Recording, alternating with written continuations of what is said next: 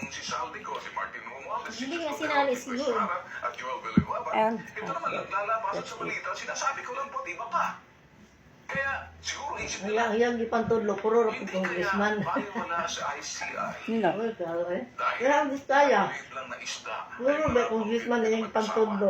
Kaya nasaan yung malalaking isda ay sa Bakla. ibang mga pwedeng siguro magtestigo. Ang ibig sabihin, hindi masyado. Malalaki yung mga isda. Other than yung mga 17 congressman na sangkot doon sa sinasabi. Walang senador. Sagasa at saka parada. Walang senador. Oo. Ayun yung mga pangalan, pero yung mga malalaking pangalan, wala po sa kanila. Happy tayo. Nasaan? Sa iba siguro, baka pwedeng gawing testigo kung sino man. Ang malaking pinagtatatakan ko, mga boss, ano?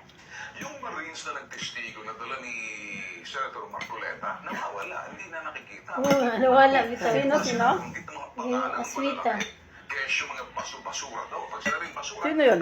pera na doon sa sinasabi. Kala niya Yung surprise witness ni Kuano, Marcoleta. Agad inuulit ko, binanggit naman nila, no? Nawala. Pangalan po ni Saldico. Bakit bigla siya Magkala magkala? ng Senado, no? Dapat i-abulis na lang eh.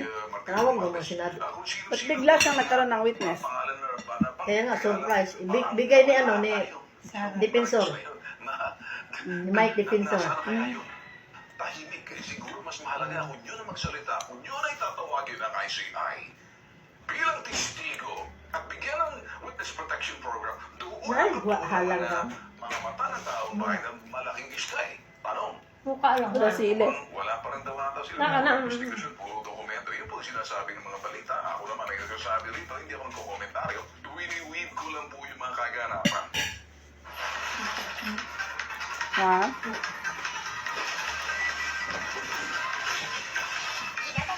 Tulala.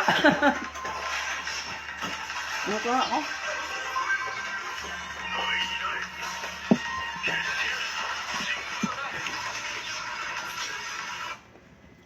Kaganapan. Nagbigay ng anunsyo si President BBM na ito ang Bicameral Conference Committee for 2026 National Budget Deliberation. I-live stream! Yan pong inaantay natin. Pag naka-live stream yan, nagiging maingat ngayon. May mga mikropono, bawal magpatay ng mikropono para marinig natin. Titingnan natin kailang mga body language, mga sinyasan, taas ng kilay. Mahuhuli kayo pag naka-live stream. Yari kayo ngayon. May hirapan kayo sa Bicameral Committee. Ito po yung sinasabi na po natin noong pa man. Dito yung source ng corruption. Alam niyo bakit? Nandoon po nangyayari yung last minute changes o insertion sa national budget. Yung insertion, sinisingit. Doon nangyayari. Siyempre, closed door. Hindi. Lagyan mo ng mga CCTV. Lagyan mo ng mga Tama. mikropono. It's an open to the public na hindi naman lahat open sa media. Correct. Kapareho ng ginagawa ng mga Congress at ginagawa sa Senate Blue Ribbon Committee. Pero pagdating na sa mga BICAM, yung people's participation at ang media, mata ng media, nakatingin sa ganon, walang pwedeng gumawa ng kalokohan. Kaya kayong mga congressman at mga senador, magsama-sama, Ano siya, Tauday? pinapataas nyo yung budget natin. Ano ba na ako? Hirap na si Senator, si Secretary Di yan kakainin. Recto, na sinasabi niya, yung VAT daw na 12%, ibababa ng 12%, may hirapan. Kasi alam nyo, puro kasi kurakot, puro insert, puro ang lalaki ng mga budget.